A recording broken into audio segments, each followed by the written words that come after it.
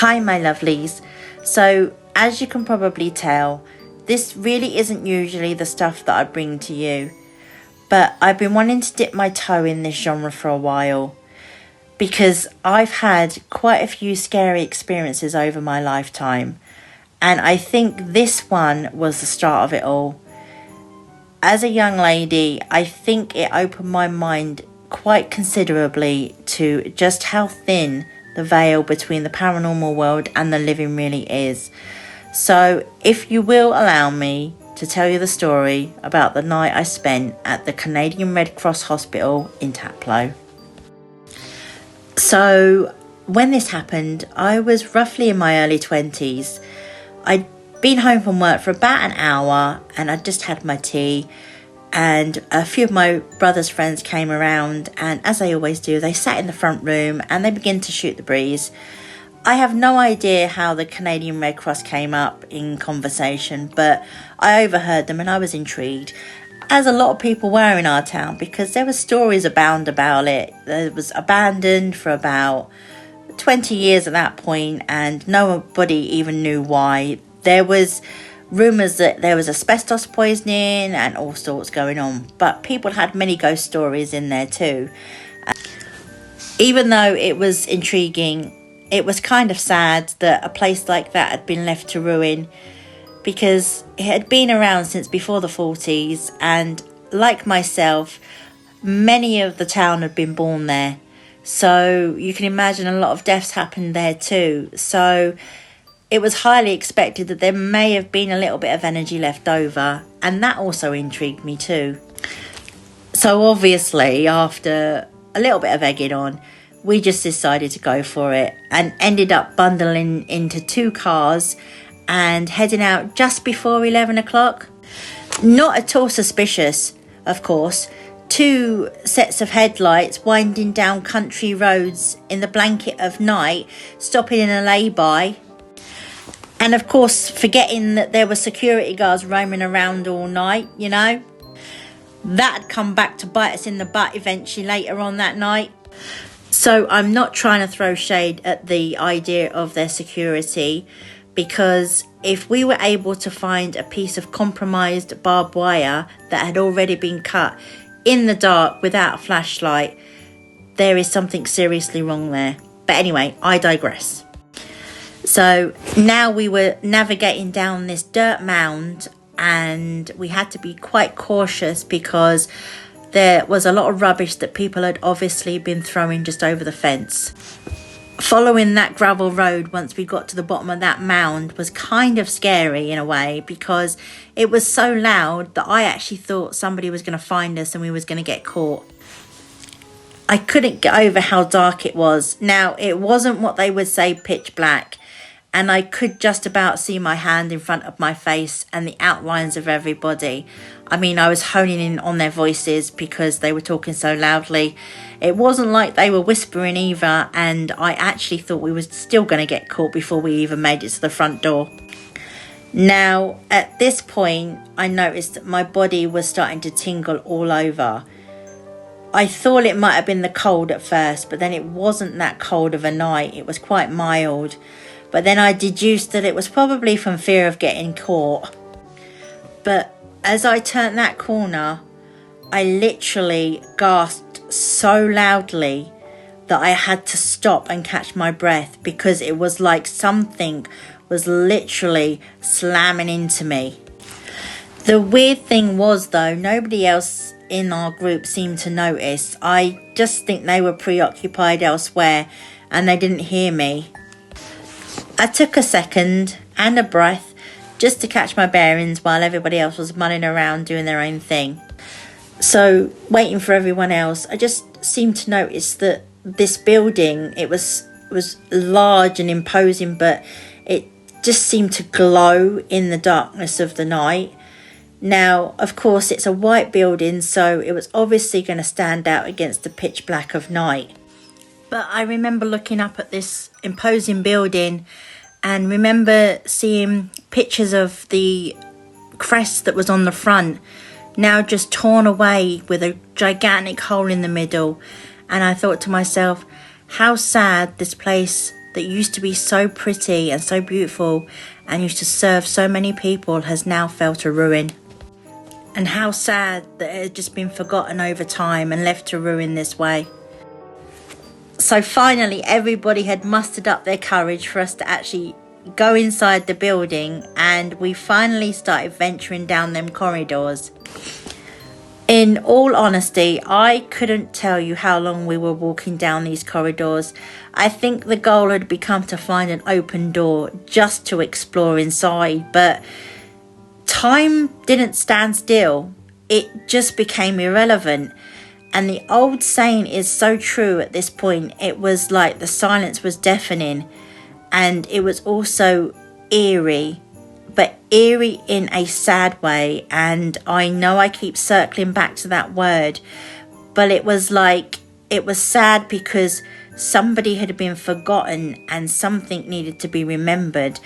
And I just kept feeling that I felt like I wanted to cry, but I couldn't cry at that time.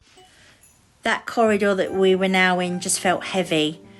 I looked up as I saw the wind rustling through tattered curtains that were still up on these windows that had already had the glass shattered.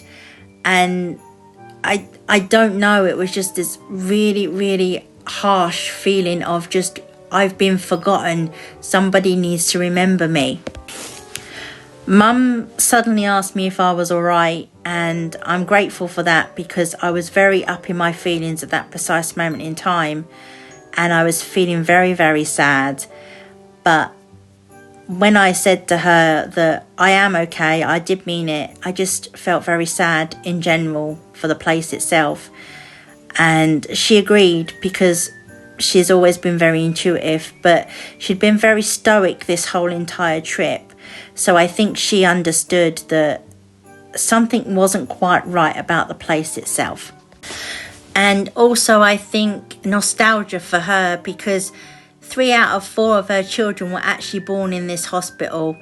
After all, it had a pretty big maternity ward at the time, and a lot of my family had been born here, and 1 or 2 have obviously also passed away here too. So it's obviously memories for her in that sense as well. But soon after that though, I stopped dead in my tracks again when I heard giggling, and I distinctly remember it sounded like a child giggling. But we had nobody under the age of 16 in our group. Instinctively, I looked to my left, and through another shattered window there was a small courtyard, but big enough to house a very old, spooky looking, gnarly, rotten tree. But it didn't seem like there was anything to it. It just seemed like it was dead and it was ready to fall over. But the giggling suddenly intensified, and I saw a small figure running around and skipping around this tree. And I stared for a few seconds, and then I looked away and I looked back and there was nothing there. I tried to think about what I'd seen logically. I thought maybe my mind was just playing tricks on me because the hospital itself was abandoned and dark and dingy and just a little bit scary in the night. And maybe I'd heard somebody off in the distance giggling, and my brain just filled in the blanks and saw what it saw. But I shook it off and I raced to catch up with everybody else because they'd found an open door at this point, and they were now walking away from it because I don't think what they found inside was intriguing enough for them. But of course, me being me, curiosity got the best of me, so I decided to have a little look-see, and I couldn't see anything because it was pitch black. But there was this dull echoing hum coming from inside, and it was like it was at the very, very back of the actual room itself. And I got a strange, creepy, crawly feeling all over my arms, and I didn't like it, so I quickly shot out of that place as quick as I could. You would have thought I was Usain Bolt. We found the chapel, and don't ask me how we found it, but we did. we happened to just stumble upon it, and I really wish we hadn't, because it was small and dingy and dark, more so dark because there wasn't even any windows in it. No furniture. There was a stage where the pulpit used to be, and there was a partition into another room, but the partition had a great big oval where there used to obviously be a statue at some point.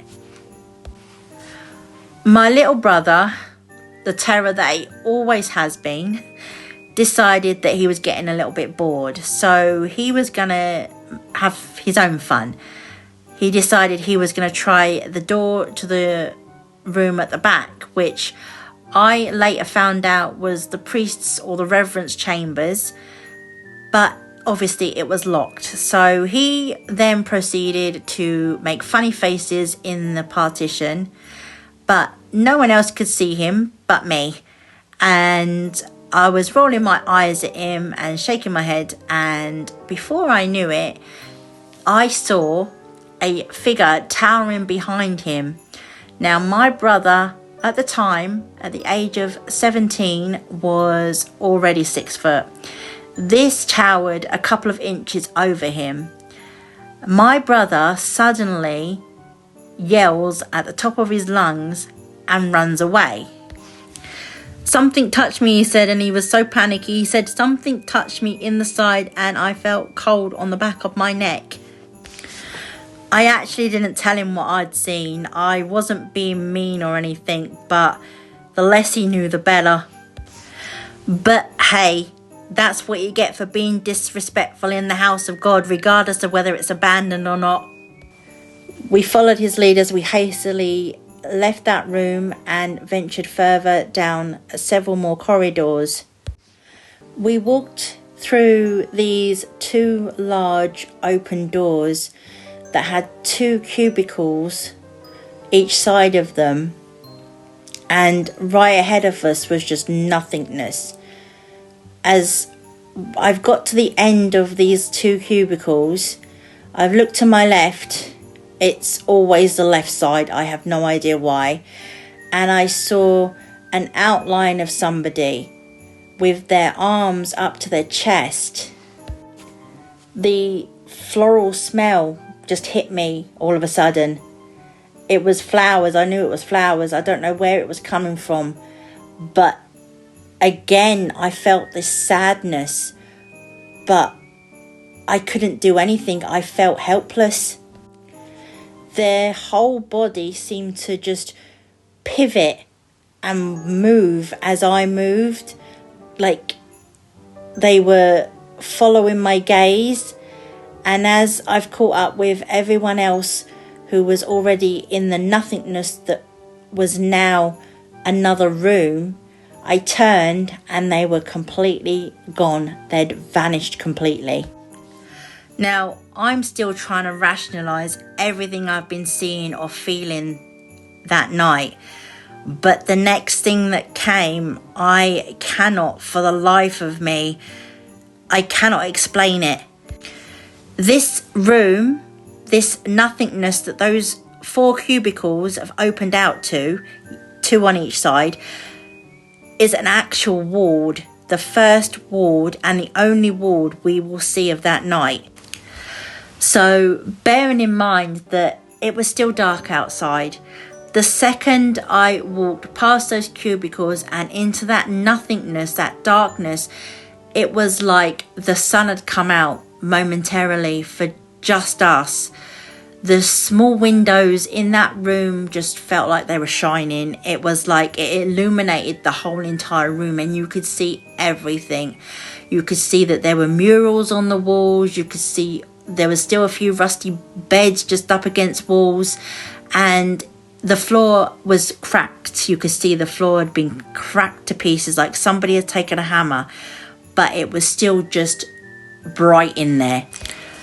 So I just let my mind wander for a little while, regardless of what everybody else was doing, wherever they were in this ward, and I just wanted to appreciate the brilliant light that was going on. And I was looking at the murals and I was deducing that this must have been a child's ward of some sort, because the kids paintings were all over the place, and I suddenly, after a few minutes of roaming, I was walking around and roaming and my mind was going elsewhere. I suddenly stopped and I kind of got jolted back to reality, kind of. And suddenly, and now I know this feeling well right now because I suffer from asthma. At the time, it felt like I was trying to breathe, but I couldn't. And it felt like I was trying to breathe for the first time because I didn't know how to breathe. So I stopped and I opened my eyes fully and I looked around, and I felt this sudden familiarity.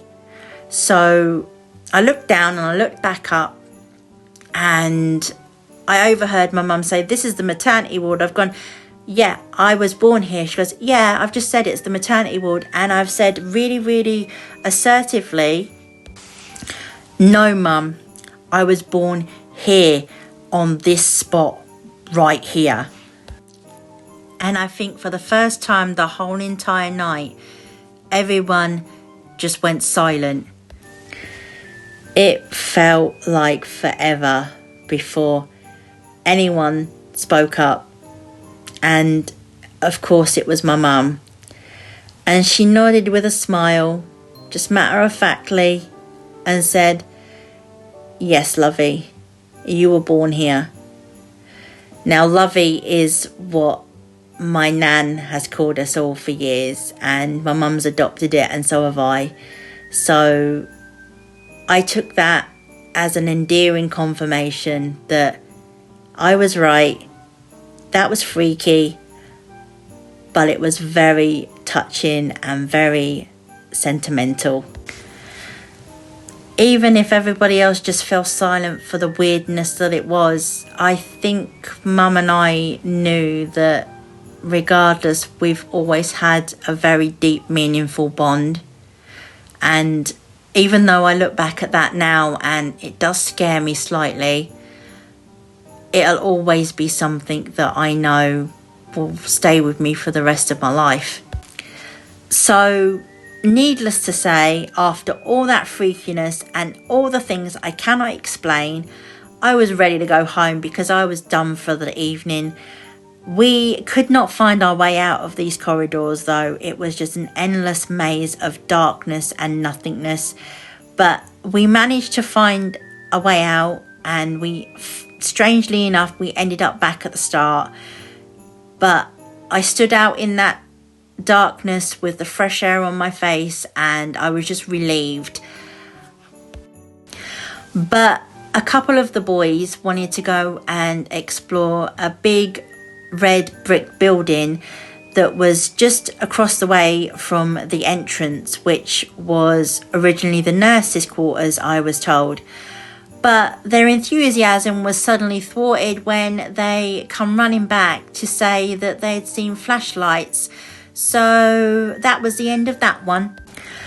We left pretty sharpishly after that, and we got back up that dirt mound to be greeted by 2 security guards.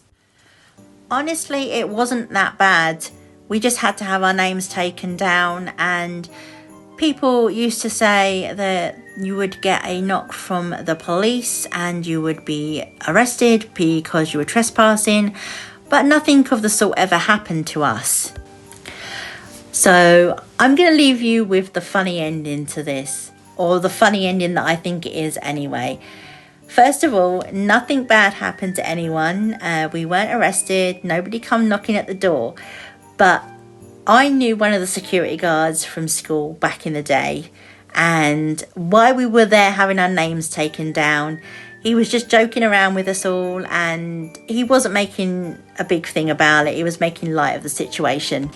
Then a few weeks go by and he comes into my place of work purely coincidentally, and I was a bit of a ninny back then and I didn't know any better, and while I was out trespassing I'd been wearing my work shirt, which was very distinctive. I hadn't got changed. I'd come home that night and I had basically had my dinner and I was just wearing what I was wearing. I was actually wearing a skirt and trainers when we was exploring, so hardcore back in the day.